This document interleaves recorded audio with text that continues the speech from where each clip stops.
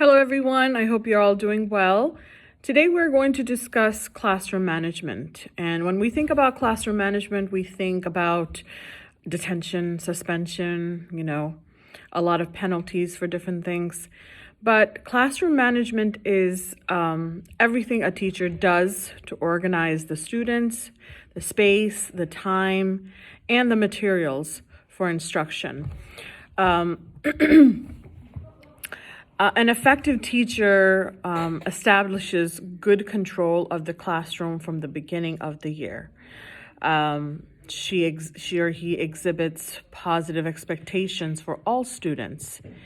And an effective teacher needs to be flexible and adaptable. And the most important thing that I've learned in my career is listening. You need to be able to listen to the student and their concerns.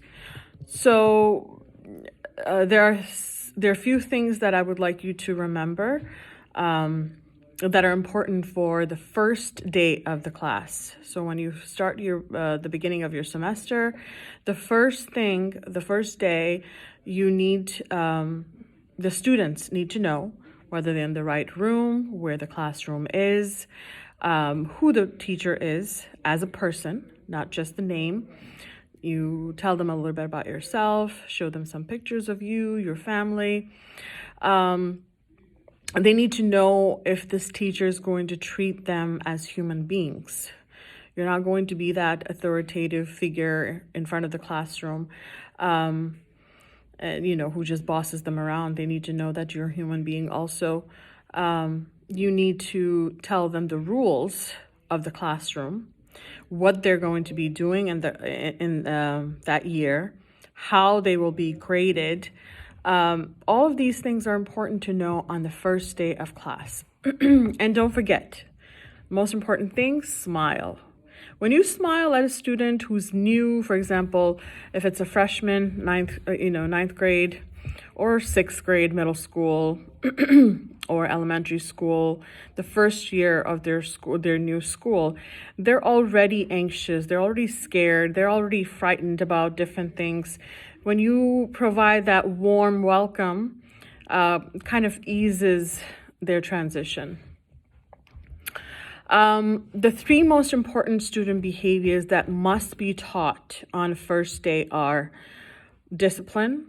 You have to have a plan, your procedures, and your routine. Now, what's the difference between the three?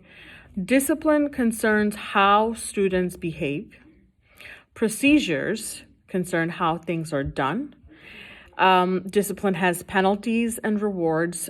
Procedures do not have penalties or rewards. And routine is something that students do every day automatically. It becomes a habit.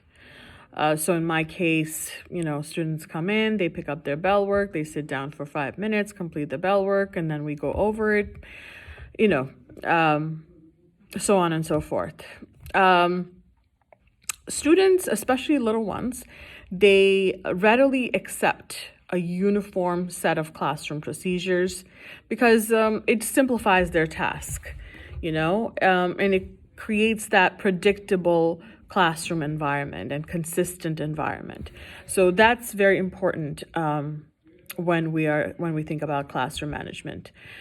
So teaching procedures is teaching expectations. What is it that you want them? What is it that you expect from your students? Classroom procedures that must become routine are beginning a class. What is your procedure when they come in? How do they start the period?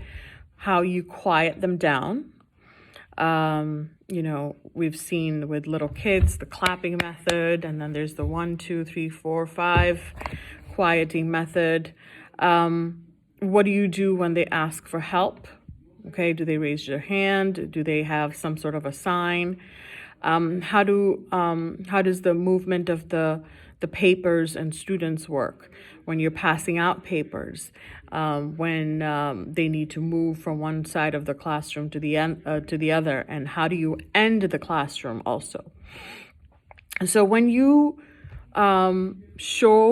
demonstrate these procedures to your students, it becomes a routine, and it gets rid of a lot of problems. You don't have to worry about a lot of behavior modification once you have your routine set up. So you might say that, how do we keep the noise level down? What I try to do in my classroom is when they come in, when they're doing their bell work, I have like mood music going on, classical music, birds chirping, something to just calm them down. Nothing, we don't want any kind of loud music. They're already loud. You want them to calm down. And when should you take attendance? Attendance needs to be taken after they sit down and are working on their bell work and so on. What else?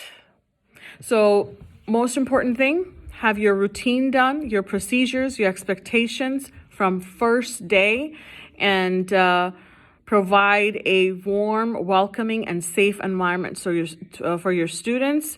Build relationship with your students, and you won't have to worry about classroom management, and it will minimize a lot of behavior modification. Okay.